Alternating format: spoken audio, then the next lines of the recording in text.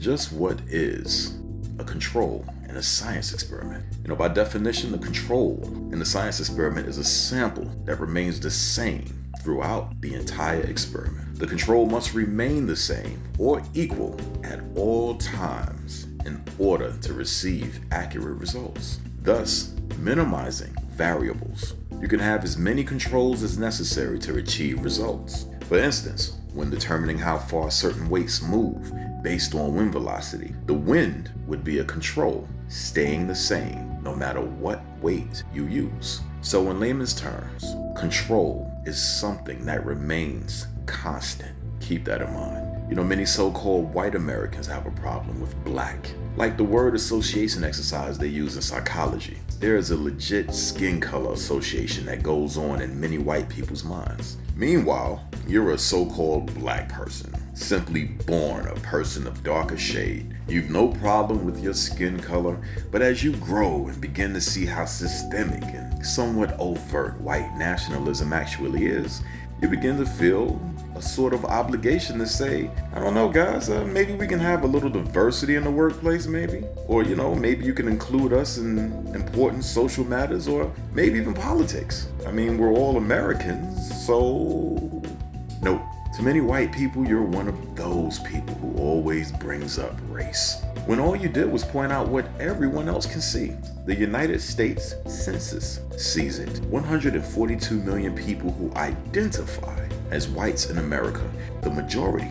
Sure, we people of color have rights, but majority rules in a democracy. America may be diverse in fact, but is America diverse in the minds of its citizens? For instance, what does white America think about the people of color in America? Alternately, what do the people of color think about the majority white? There are a bunch of different studies on this subject alone, and the answers range from sad to laughable, especially the one I read that states that many white people feel that blacks are somewhat superhuman. Real shit, because of our physical appearance and our perceived dominance in sports. The mind, how we think about one another as people of different color ranges, means a ton. And yet, we are all human beings. It is the most important fact. It is. I'm not making this up. There is no subspecies of human being. So every range of color is just as potentially capable as the next human. If you were stranded, no food, shelter, nothing, and someone came to save your ass, would color matter? Aren't we all just human beings just trying to survive? Feed our families, feed ourselves, find some harmless fun, feel good, set some goals, succeed in some things, fail and learn in others, etc. There are so many ways we are the same. There's so many ways that we actually and factually relate to one another. How could a nation so large be so divided off of something basic as skin color in the year 2019? Well, that's because the American racism machine is that damn old, and the conditioning, the white superiority complex and white nationalism and inequity toward people of color is still going on. Even though there are many so-called white people who admit to their privilege nowadays, the real war has yet to happen, because it would be white against white. Those who are sick of the word white and its divisive origins and all the shit it's caused, versus people who see the word white as who and what they are.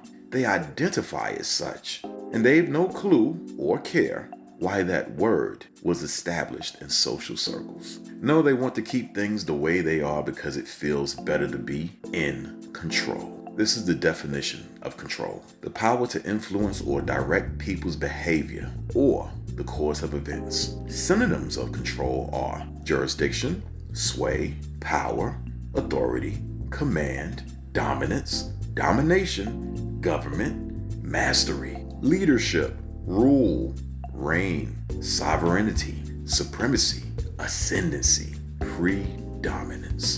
Do any of those words mean forever? Nope. You know what beats all of those words? Variables. Factor X, aka things you just can't predict.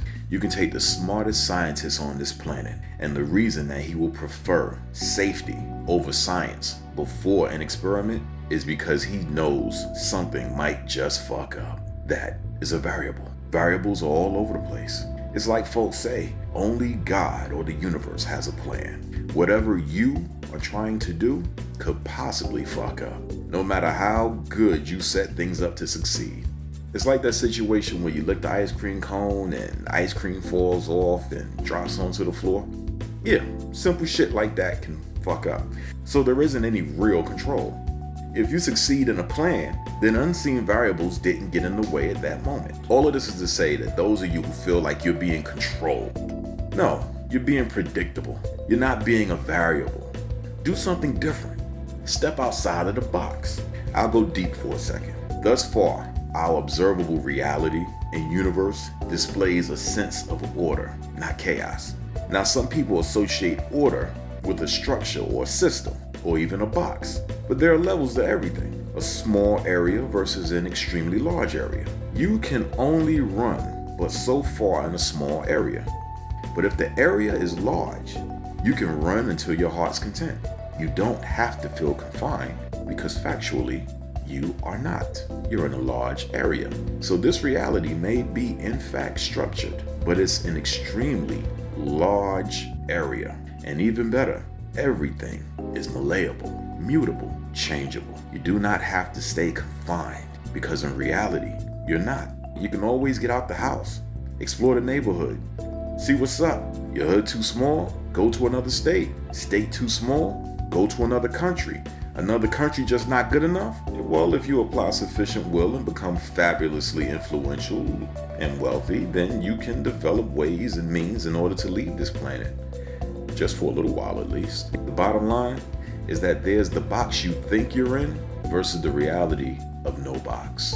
Let's take it a little less deep, more down to earth. A lot of you dig the movie The Matrix. Well, that's exactly what Neo represented, a variable in a structured computer simulation. Rightfully, the computer didn't know what to do with him because Neo represented something different. That's exactly what you need to do as a person in this system. Instead of being a statistic, focus all your energy and passion into not becoming a statistic. Read more books. Learn to read, period. Your entire goal in life is to be the most unlikely circumstance. It's like every member of the Wu-Tang Clan. These dudes all had run-ins with the law, felonies, whatever.